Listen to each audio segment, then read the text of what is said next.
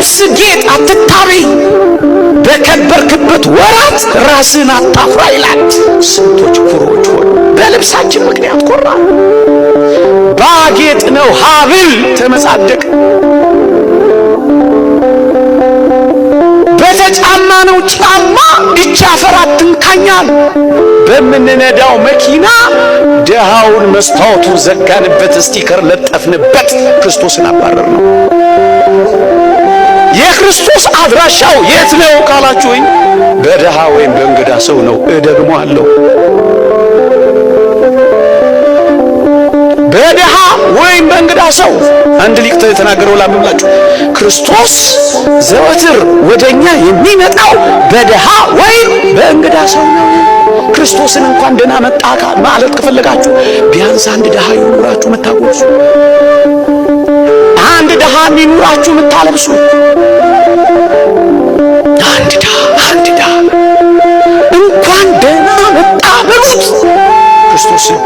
አባ ቢሾይ ትዝ ይላችሁ እግዚአብሔር እገለጥልሃለሁ አለው ይላል። ባጭሩ ታሪኩን ላሳጥረው ሰዓቴ ስላለቀ፣ እገለጥልሃለሁ አለ ለሕዝቡ ሁሉ አወጀ። እግዚአብሔር በተራራው ላይ ይገለጣል ብሎ ነገረ። ሕዝቡ ሁሉ ወደ ተራራው ተመመ። ተራራው ላይ ከመውጣታቸው በፊት ግን ተራራው ስር ግን አንድ ድሃ ተቀምጦ ነበር። ወዴት ነው የምትሄዱት ይላቸዋል። ዛሬ እኮ የተወደደ ክርስቶስ እኮ በተራራው ላይ ይገለጣለሁ ብሎናል ይሉታል። ባካችሁ እኔም ጌታዬ ልየው ባካችሁ ሰዱኝ እያለ ይማጸናቸዋል። እነሱስ ክርስቶስን ለማየት ወደ ተራራው ግስጋሴ። ከዛስ ተከማቸ ሕዝቡ። ልክ እዚህ ጉባኤ ላይ እንዳለው ተከማቸ። ማንን ጠበቃ? ክርስቶስ ይመጣል ብሎ ካሁን መጠበቅ ያዘ።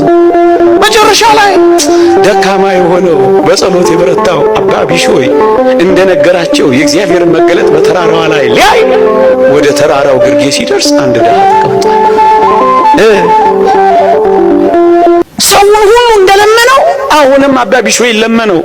እባክህ አባቴ ሆይ ክርስቶስን ማየት እፈልጋለሁ፣ እባክህ ውሰደኝ አለው። አባ ቢሾይም በርከክ አለ። በሽምግልና ጉልበቱ በጃጀ ጉልበቱ በርከክ አለና ድሃውን ምን አረገው? ተሸከመው። ስዕሉን እንደዚህ ታገኙታላችሁ። አባ ቢሾይ ምእመናን ስንት ድሆችን ተሸክመን አሻግረናቸው ይሆን? ቀን አላልፍ ያላቸው፣ ዘመን የጨለመባቸው፣ ጉልበት የከዳቸው፣ ገንዘብ የራቃቸው፣ ጤና ያጡትን የተሸከምናቸው ሰዎች አሉ። ስንቶች እቺን ሀገር ተሸክሞ ተጥለው ይሆን? የምትሸከሙት በርከክ የምትሉለት አለ የምትሸከሙት እንጃ።